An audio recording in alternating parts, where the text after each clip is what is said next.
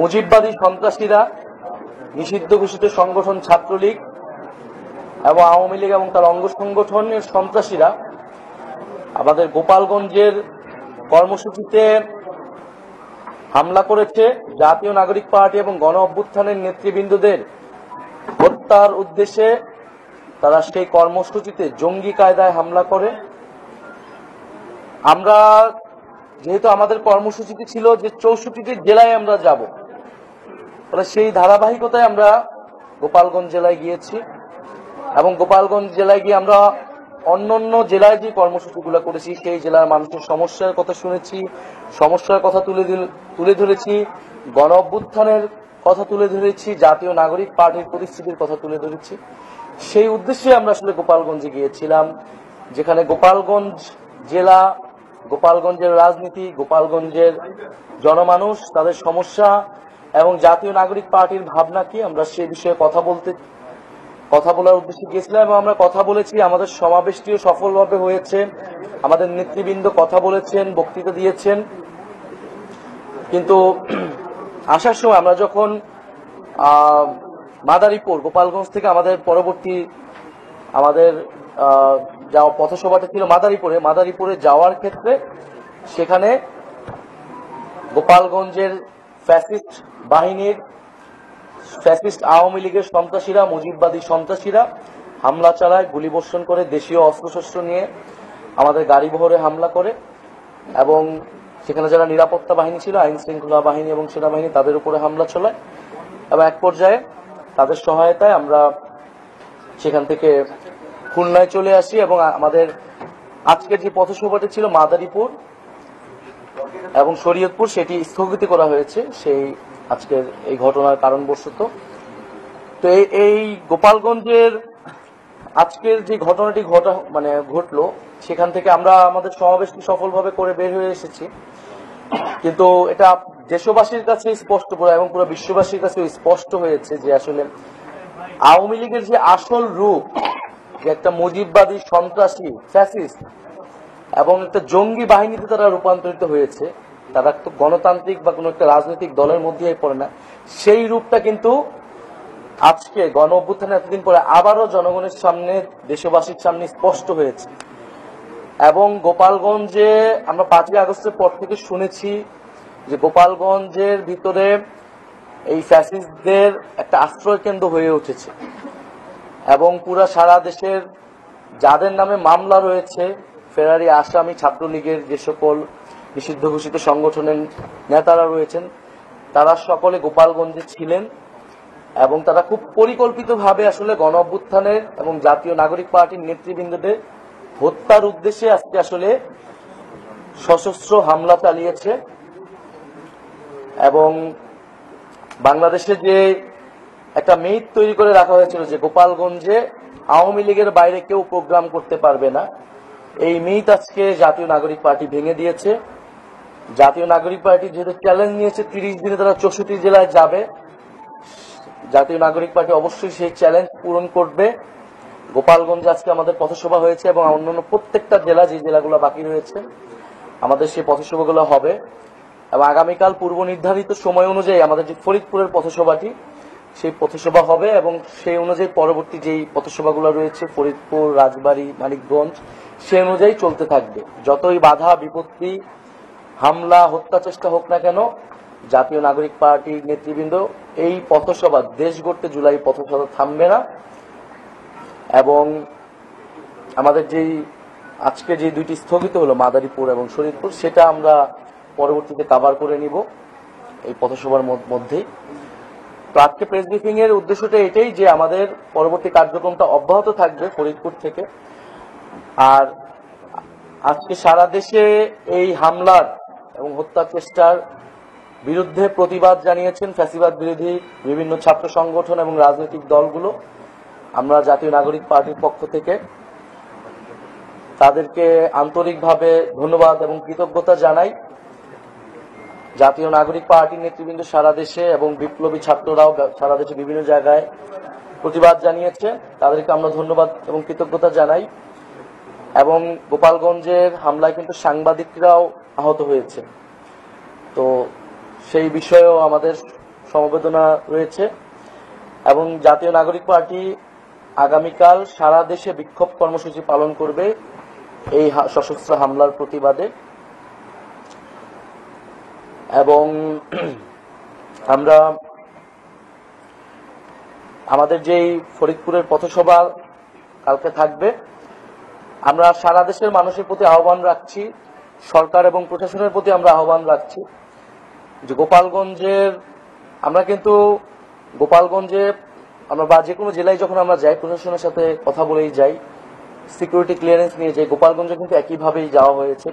সেখানকার আইন শৃঙ্খলা বাহিনী এবং প্রশাসন আমাদেরকে যে ডিরেকশন দিয়েছেন, যে রুটে যেতে বলেছেন, আমরা কিন্তু সেভাবেই গিয়েছি এবং আসার সময় সেভাবেই এসেছি।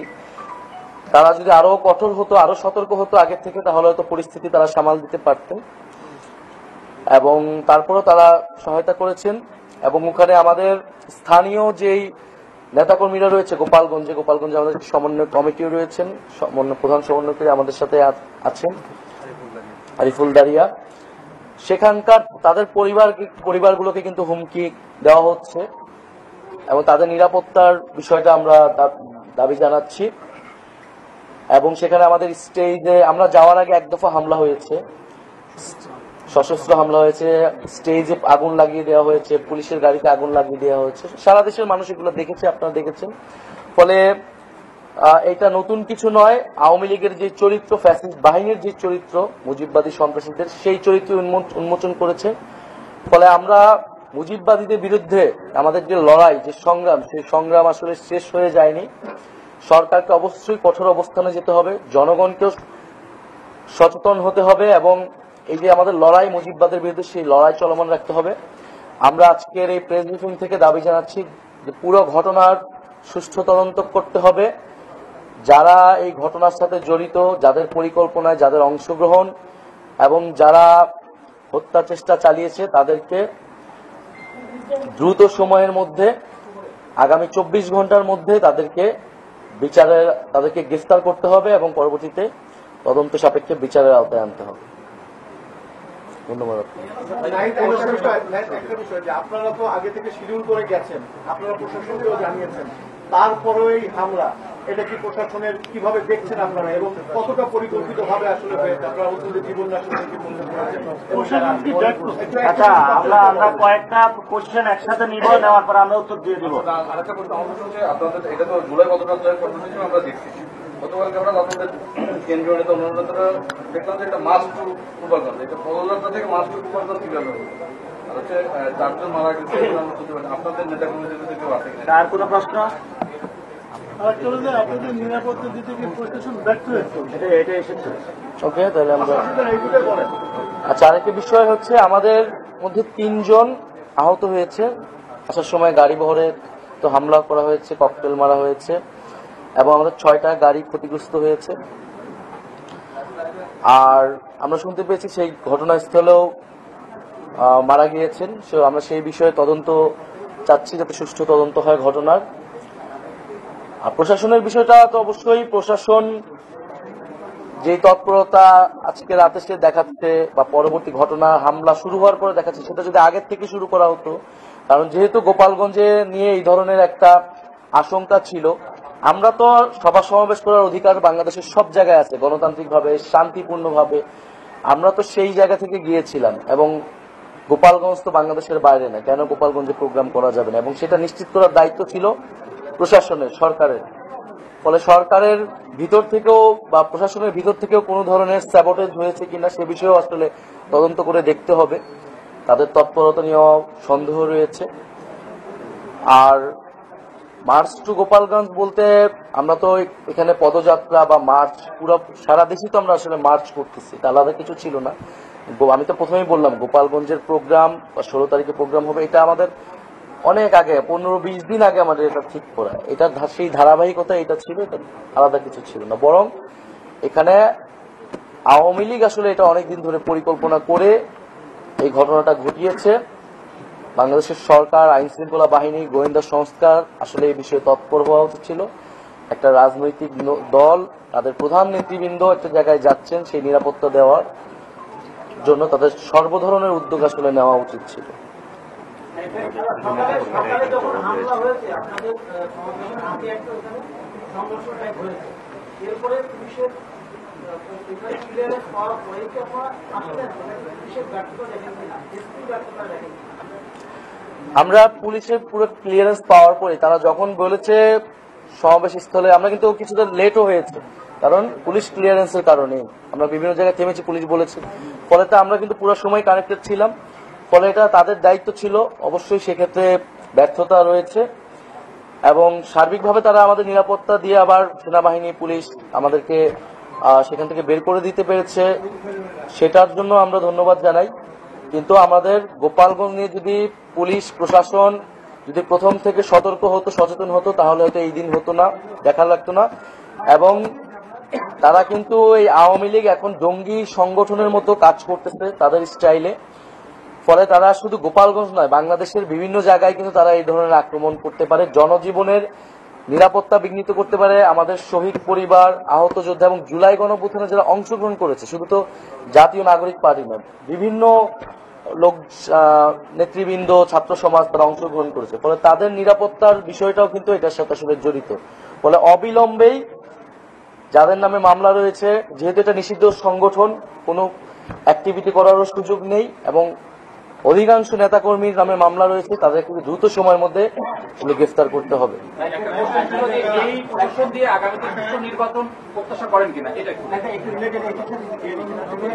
আপনাদের আজকের এই প্রোগ্রামটাই গোপালগঞ্জ বলে পূর্ব থেকে কোন রকম সরকার ছিল কিনা, এবং আগামীতে আপনাদের এখনো অনেকগুলো জেলা বাকি রয়েছে, সেই সব জায়গায় ধরনের মানে কোনো আশঙ্কা এখন আপনারা করতে বলছে?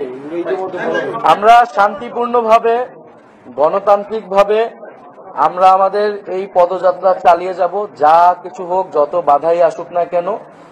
এবং গোপালগঞ্জ এর জনগণের জন্যই আমরা কাজ করতে গিয়েছিলাম, আমরা প্রত্যেকটা জেলার মানুষের সমস্যার কথাই বলতে গিয়েছিলাম, কিন্তু গোপালগঞ্জের মানুষকে রক্ষা করতে হলে, এই মুজিববাদী সন্ত্রাসীদের থেকে, ফ্যাসিস্টদের থেকে রক্ষা করতে হলে দ্রুত সময়ের মধ্যে সেই সন্ত্রাসীদের গ্রেফতার করতে হবে, বিচারের আওতায় আনতে হবে এবং সেই বিচার সংস্কার এবং নতুন সংবিধানের দাবিতে আমাদের এই যাত্রা। ধন্যবাদ সবাই।